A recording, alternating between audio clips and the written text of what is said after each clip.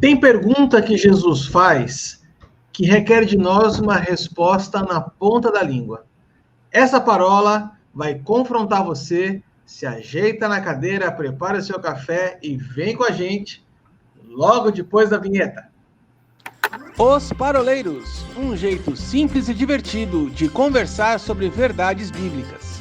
Vambora, que hoje é dia de parola. E aí, pessoal, tudo bem com vocês? Bem-vindos a mais uma roda de parola inédita, parola de número 169, a 22ª dentro do tema Perguntas de Deus.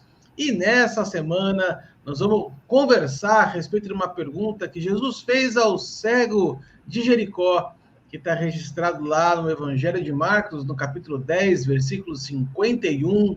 Tema esse que a gente já deu uma pincelada em algumas paródias para trás. Se você quiser depois conferir, eu vou deixar no final desse vídeo aqui, paródia de número 105, dentro do tema Resgatados por Cristo. E aí, 04, e aí, mente brilhante, esta parola vai ser muito boa. Vocês já têm essa resposta na ponta da língua, se Jesus perguntasse ou não? Não era o Tira do Serasa o nome? Não. Desculpa, eu errei o fórum aqui, desculpa. Eu teria uma lista, Arthur, não saberia nem por onde começar. É por ordem de tamanho ou por ordem de chegada, Xan? Cara, não sei. Eu sei que, olha, se papai seria mais ou menos como a do Papai Noel, mas ainda bem que Papai Noel não existe. Papai do céu existe, né? Cara, essa é uma pergunta que eu gosto de falar, porque faz parte daquelas perguntas óbvias, né, que Jesus faz muitas vezes, e que a resposta não é tão óbvia quanto parece, né? No primeiro momento, a gente pode parecer que é óbvia, mas é claro que tem muita coisa por trás, escondida por trás dessa pergunta, e com o cego de Jericó não era diferente, né? A gente pode até dar uma pinceladinha sobre quem era esse cego de Jericó, e a gente, na outra parola, comentou um pouquinho, mas vale a pena a gente repetir. O que significava ser um cego dentro de uma cidade amaldiçoada? Porque Jericó era uma cidade amaldiçoada, era uma cidade que ninguém gostaria de estar, e ser cego, numa outra passagem que a gente vai encontrar, nós vamos encontrar os discípulos fazendo uma pergunta para Jesus assim, de quem que é a culpa que esse homem aqui é cego? Dele ou dos pais dele? Ou seja, a cegueira estava vinculada a uma consequência de pecado. Então, você imagina você ser um pecador dentro de uma cidade amaldiçoada e Jesus vem para você e fala assim, escuta, o que você quer que eu te faça? Ia ser que nem o Xandão, fala assim, tem um monte de coisa que a gente quer conversar, mas começando com o Xan aqui, como é que você vê essa questão desse cego, Xan, e desse contexto aqui, dessa pergunta de Jesus lá naquela época? Arthur, né, o Will aí, nós sabemos que eram pessoas que não tinham muito valor na sociedade, né? As pessoas que tinham algum tipo de deficiência, normalmente eles estavam vinculados a algum tipo de pecado dos pais, que estava ali refletindo na vida dos filhos. Então a gente sabe que a vida deles não era fácil, né? Difícil, diferentemente do que nós vemos hoje, com acessibilidade, uma série de coisas que são feitas aí para quem porta algum tipo de deficiência, né? E se nós lemos o texto, nós vamos ver que quando ele é curado, ele lança a capa. A gente até falou isso numa parola, né, um tempo atrás, que a capa ele era também uma forma de sustento. Ela representava outras coisas, mas era o sustento dele também, né? Então era um pedinte, ele era uma pessoa que dependia de que as pessoas o abençoassem financeiramente, sendo aquela pessoa que não é bem vista na sociedade. Então a gente sabe que era um homem que tinha muitas dificuldades para poder viver, historicamente falando, não só ele, mas o leproso, né, até uma mulher que que fosse adúltera. A gente sabe que essas pessoas tinham ali as suas lutas, né? Mas o que me chamou muito a atenção é que ele viu, se eu posso dizer assim, uma oportunidade, né? Esse homem que enfrentou toda essa situação, ele não perdeu a oportunidade. Quando ele soube que era Jesus ali, ele sabia que Jesus poderia mudar a situação dele. Tanto que ele insiste, né? Porque cá entre nós, quem está numa grande dificuldade, ou vive em grande dificuldade, quando vê uma oportunidade, agarra, né? Normalmente é isso que a gente vê. E Bartimeu não pensou duas vezes, né? Já que eu vivo aqui, se eu vivo afastado de uma sociedade, se eu sou tratado como uma pessoa que vive do pecado, ou que teve os pecados dos pais refletidos em mim, quando ele teve uma oportunidade, ele não desistiu, ele abraçou. Isso aí que me chamou muita atenção, um homem que viu melhor do que muita gente. E aí algumas coisas me chamam a atenção quando ele vai atrás de Jesus, né? Ele chama primeiro pelo título, né, de filho de Davi, né? Ele reconhecia, mesmo só de ouvir falar de Jesus, ele reconhecia que Jesus era o Messias, era o descendente de Davi que tinha sido prometido. Depois ele fala algo que é profundo, a palavra misericórdia. E olha que esse homem estava aos berros, né? Então ele também não se importou com quem estava ao lado, porque ele viu que aquela era a oportunidade da vida dele. Olha, o Messias prometido está aqui na minha terra, num lugar que tem uma maldição atrelada, que é Jericó, acho que o senhor depois vai falar um pouquinho sobre isso, né? Eu tenho essa aparente maldição sobre a minha vida. Quando ele viu a oportunidade, ele agarrou. Então, primeiro ele reconheceu que Jesus era o Messias, ele clamou, falou, tem dó, né? Tem compaixão, tem a pena, né? Sinta o que eu estou sentindo. Porque, gente, se era um cara que era deixado de lado na sociedade, era isso que ele estava clamando para Jesus. Dá uma olhada como eu vivo, né? Por ser cego, né? Olha como eu vivo. E é claro, né, que quando Jesus pergunta para ele, é outra coisa que me chama a atenção, Rabone, né? Numa das traduções, a gente sabe que é mestre, mas pode ser meu mestre. E ele estava, né, vendo Jesus naquele momento. Foi meu mestre, eu quero... Então, o que eu acho muito interessante é que era um cara que estava numa miséria total de expectativa de vida, vivendo de uma maneira em que dependia de muitas pessoas, mas quando chegou aquele que podia mudar a história dele, ele não perdeu a oportunidade, ele viu e agarrou ela. Esse texto aqui ele é riquíssimo, desde o primeiro versículo, quando nós falamos sobre Jericó, né? Jericó recebeu aquela palavra de maldição lá em Josué, mas o que eu queria dar ênfase aqui é no caminhar desses versículos, né? Porque ele fala, a primeira coisa é Bartimeu, que significa filho de Timeu, e Timeu significa muito estimado. Olha que interessante, nós temos um cego que está à beira do caminho, ele não está no caminho. A palavra fala que Jesus é o caminho, a verdade e a vida, ou seja, ele está à beira desse caminho. E esse homem, que era filho de um homem muito estimado, agora ele exalava algo que não era de grande estima, porque para um homem servir, segundo a lei do leviterato, ele não podia ter nenhuma deficiência, né? Então ele não poderia, para a lei do leviterato, ele prestar qualquer tipo de sacrifício. Então nós temos um homem que ele, em teoria, deveria ter uma característica de ser estimado, ele não é, então ele é rejeitado. Ele não serve para servir, porque, segundo a lei do leviterato, ele estava por fora. Ele está fora do caminho, só que aí começa a mudar a trajetória da vida dele, porque a palavra fala aqui que, no verso 47, ouvindo que era Jesus. A palavra fala lá em Romanos, capítulo 10, verso 17, que a fé vem pelo ouvir e ouvir a palavra. Então, fé chegou, né? Aquele homem, ele estava sentado à beira de uma necessidade, rejeitado, completamente abandonado, ninguém o queria, e aí fé chegou. Esse homem, ele ouve falar de Jesus. Jesus é o verbo encarnado, a palavra sendo manifestada em carne. Agora ele começa a ouvir fé.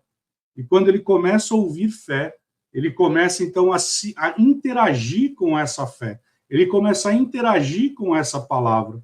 Porque a palavra vai dizer que, lá em Hebreus, que não se lhe aproveitou a palavra, porque não foi amalgamada, associada, misturada com fé. Então, agora, a fé chegou, porque ele ouviu falar de Jesus, a palavra chegou até ele, e ele sabe que Jesus é aquele que cura. Se você pegar em Salmo 107, 20, diz, ele enviou a sua palavra e ele curou. Então, cura chegou para aquele homem. Então, agora ele começa a interagir com essa palavra. Ele está começando a interagir com esse homem. E essa palavra, então, agora começa a produzir um efeito. E aí ele vira e começa. E aí eu pego o gancho do Xandão, ele começa a clamar por essa palavra. Sabe? Lá em João, capítulo 16, no verso 23 a 24, vai dizer da seguinte forma, que a tua alegria ela não é perfeita porque ainda você não clamou pelo nome de Jesus, né? E essa palavra pedir no original, ela é exigir, e aí já faço um parênteses aqui, não é a teologia do determinismo, não é, porque João, capítulo 16, ele está falando que você deve falar com relação à situação adversa que se levanta contra você, sabendo que o Filho do Homem se manifestou para desfazer as obras do diabo. Então, olha só, João capítulo 16, verso 23 a 24, está falando, fale a situação, fale as obras do diabo, para que as obras do diabo sejam desfeitas. Então, agora esse homem que estava à beira, a fé chegou no coração dele, ele começa a interagir com essa palavra, e agora ele começa a clamar, Filho de Davi, tem compaixão de mim, tem misericórdia de mim. E aí Jesus, ele para, ou seja, algo chamou a atenção dele. Porque fé atrai os olhos de Deus. Porque sem fé é impossível agradar a Deus. Então, fé chegou no coração desse homem, esse homem começa a interagir, e aí ele chama a atenção de Jesus. Ei, isso me faz entender que quando eu estou interagindo em fé, os olhos do Senhor começam a mirar em mim. E agora, ele começa, então, a interagir com essa palavra. E olha que interessante, no momento que a fé começa a movimentar montanhas, olha que interessante isso.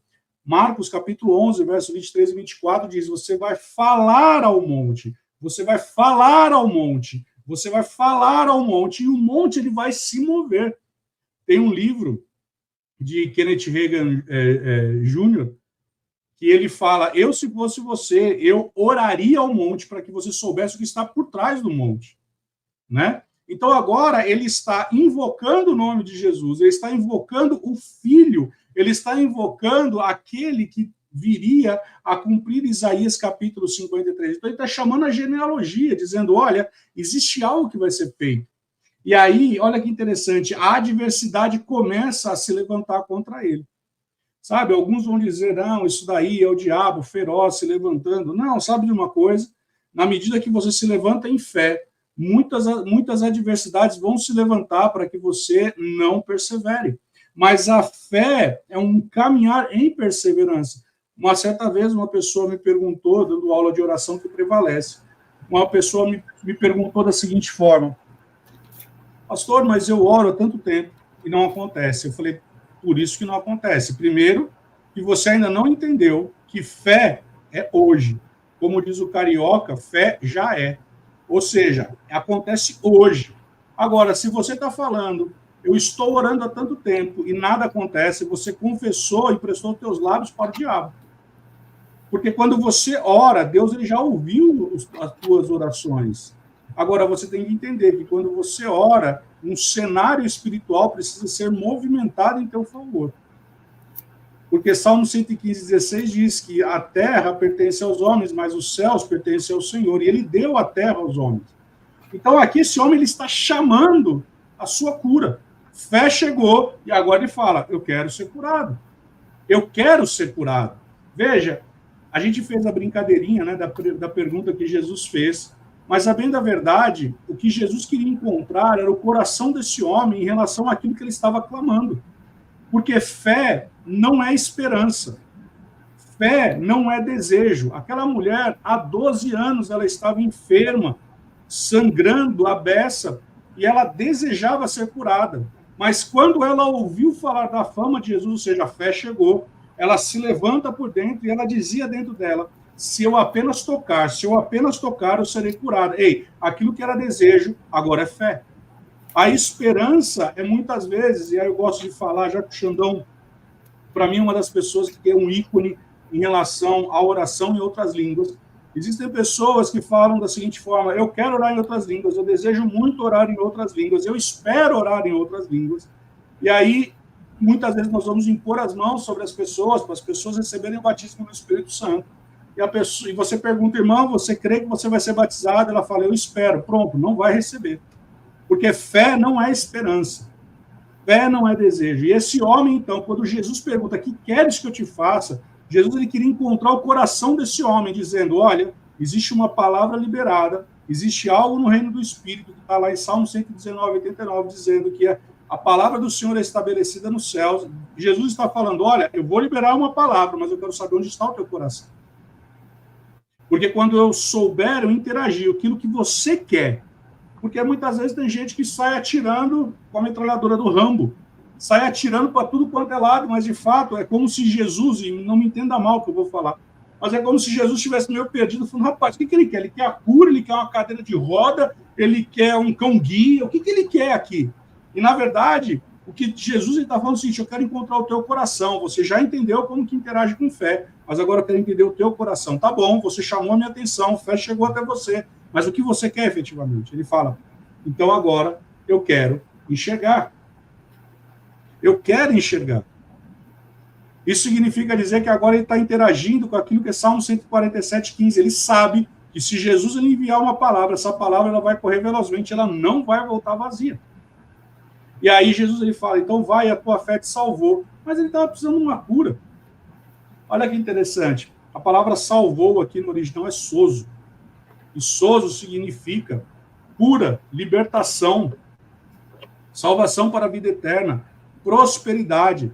E aí eu estava falando outro dia sobre prosperidade lá na igreja, e uma pessoa que está enferma, ela não é próspera. Aliás, uma pessoa que ela é enferma, ela está sendo roubada o tempo todo. Mas como assim, Wilson? Está sendo roubada? Sim, porque a verdade é aquilo que Deus está te dando como um recurso financeiro, você está gastando com a medicina. Eu não estou falando mal dos médicos, não estou falando mal da medicina, mas existe algo disponível.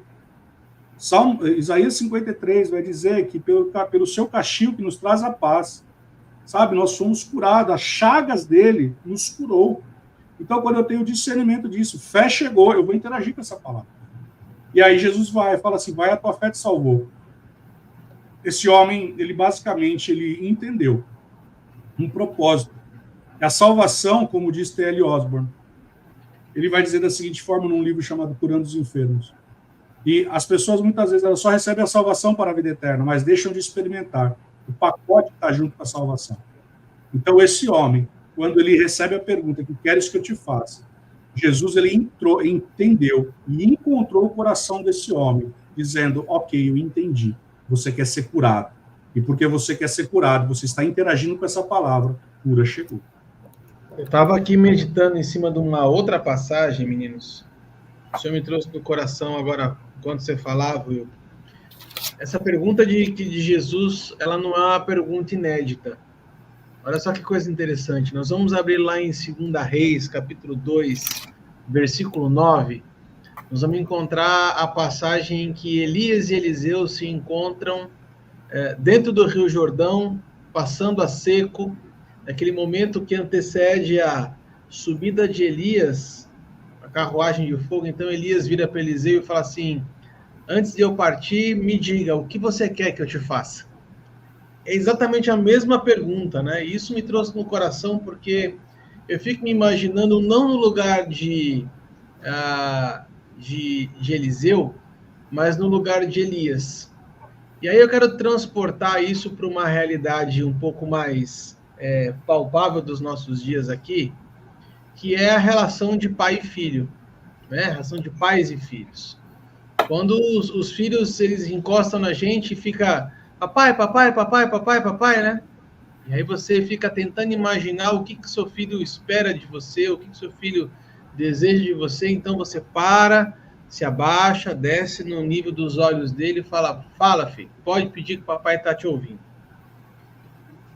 Dentro dessas perspectivas, é a mesma ideia, né? De alguém que se encontra numa condição de transbordar sobre alguém que está numa condição de receber. E aquele que está para transbordar, é aquele que está cheio de algo, ele anseia que, de todas as formas, aquele que pede tenha maturidade suficiente para pedir a coisa certa. E aí eu quero trazer aqui na memória para a gente, igual a gente fez na semana passada, quando nós falamos sobre ganhar e perder, eu quero trazer dois verbos aqui novos também, que estão escondidos nessa passagem, mas é o pedir e receber. A palavra vai falar que pedir e recebereis. O apóstolo Tiago vai falar assim, vocês pedem e não recebem, porque pede mal para os seus próprios interesses. Então, vocês percebem que saber receber começa de saber pedir. Ou seja, se nós não estamos com o nosso coração posicionado no lugar certo, e aí o Sinho foi muito feliz quando ele colocou esse assunto no meio da fala dele, eu estava ansioso que você fosse fazer isso mesmo, que assim, Jesus não estava muito preocupado com o que ele poderia dar, porque ele sabia que ele poderia dar qualquer coisa, né? Havia nele poder o suficiente para dar aquilo que o cego quisesse, mas ele queria entender exatamente aonde estava o coração do cego. E a pergunta que a gente pode fazer aqui para aqueles que estão nos ouvindo e estão nos assistindo é: o que é o mais importante para você hoje?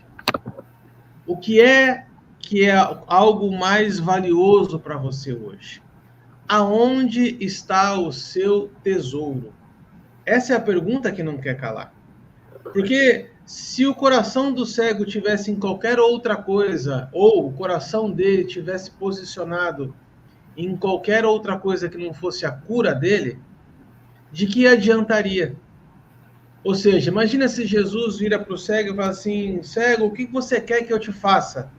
E o cego Bartimeu viraria para Jesus e dissesse assim, Jesus, eu quero ser milionário. Ia fazer algum sentido? Não ia fazer sentido nenhum, porque para aquele momento aquilo não era o mais importante. Agora, apesar de não ser o mais importante, poderia realmente acontecer. E de fato, de verdade, hoje muitas pessoas, elas estão exatamente nessa condição do cego Bartimeu. Elas estão debaixo de uma enfermidade, que aqui a gente não precisa necessariamente ser ela física, ela pode ser uma enfermidade emocional, inclusive. E Jesus vem de bandeja, dizendo assim, eu quero trazer cura para você sair dessa situação. E o que as pessoas fazem? Pedem coisas que não são importantes. Pedem coisas que não são essenciais. Ou pedem coisas que não vão fazer a menor diferença naquele momento. Mas porque desejam, ou porque almejam, ou porque viram na televisão que aquilo é importante, ou porque na roda de amigos foi citado que aquilo tinha algum valor, em algum momento elas se perdem daquilo que é fundamental para trocar por aquilo que é temporário. E essa é uma das grandes armadilhas de Satanás, é fazer com que a gente troque as coisas eternas pelas coisas temporárias. Trocar aquilo que está na eternidade por aquilo que é o aqui e agora. Pode perceber, a maioria das pessoas, depois que elas pecam, elas se arrependem. E por que elas se arrependem? Não é porque o pecado não foi prazeroso o suficiente. Acontece que elas percebem que aquilo que Satanás tem para oferecer vai saciar por apenas um momento.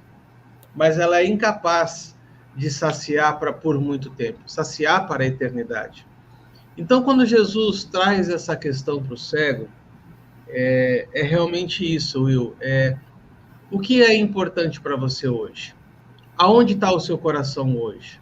O que é o seu tesouro hoje? Aquilo que você mais almeja, aquilo que você entende que vai ser um diferencial na sua vida. E aí eu percebo que talvez muitas pessoas não estejam de fato e de verdade, Will, preparadas para escutar esse tipo de pergunta.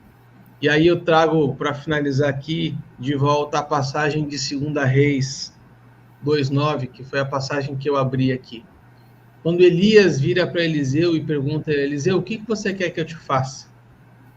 Eu fico imaginando Eliseu respondendo qualquer outra coisa que não fosse o que de fato ele escolheu.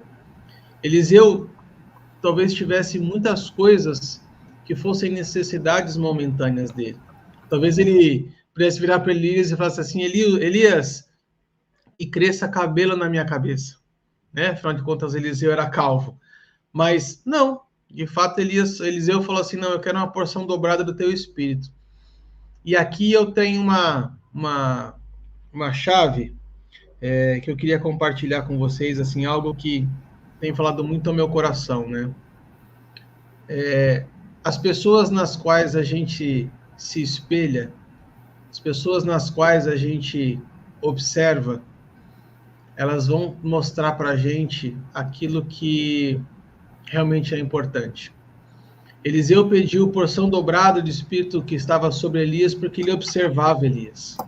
Ele viu como Deus agia por meio da vida de Elias. Então, as referências que a gente tem, as pessoas que a gente observa, os relacionamentos que a gente tem, podem influenciar as nossas escolhas, trocando aquilo que é importante por aquilo que é só um prazer momentâneo, né, meninos? Ô, Arthur, só enquanto você estava falando, eu acho que eu estava pensando exatamente no que você disse aí.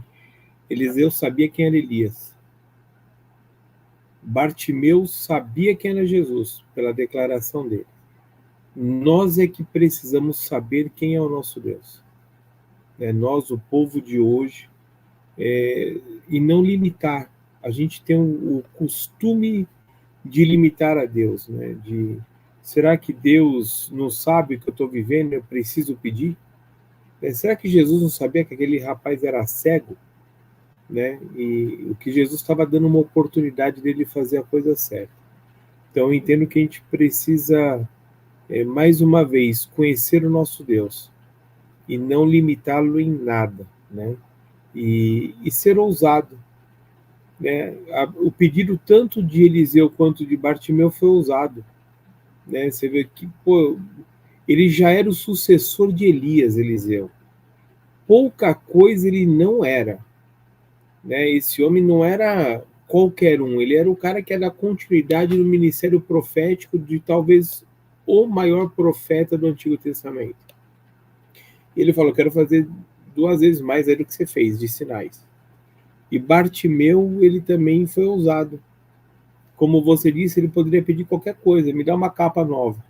Não, eu quero voltar a ver. Né? Então acho que é isso, a gente precisa ser um pouquinho mais ousado, porque o nosso Deus é ousado. E eu quero eu fiquei chapado, se eu posso dizer assim, esses dias, que eu vendo como Deus sustentou Elias. Né? A gente vê assim, ele sustentou através de corvos, usando o natural contra ele mesmo, porque os corvos que iam comer aquela carne.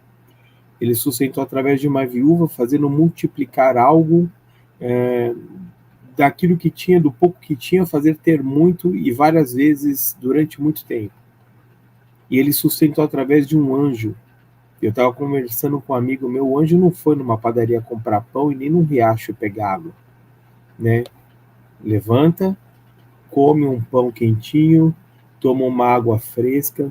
Então, com certeza, era algo ali espiritual que ele estava recebendo. E a gente não deve limitar o que Deus pode fazer na nossa vida. Amém. Então vamos aqui fazer uma pausa e encerrar esse primeiro bloco da Parola 169, mais uma dentro do tema Perguntas de Deus E nós daremos sequência, então, a esse assunto no segundo bloco, quando traremos a pergunta para o contexto dos dias de hoje. Então, se você gostou desse conteúdo, já deixa o seu joinha aqui, compartilha com seus amigos. Nós estamos no Facebook, no Instagram, no YouTube e nas maiores plataformas de podcast da internet. Você vai encontrar lá o canal dos Paroleiros. Nos vemos no segundo bloco. Um grande abraço. Tchau, tchau.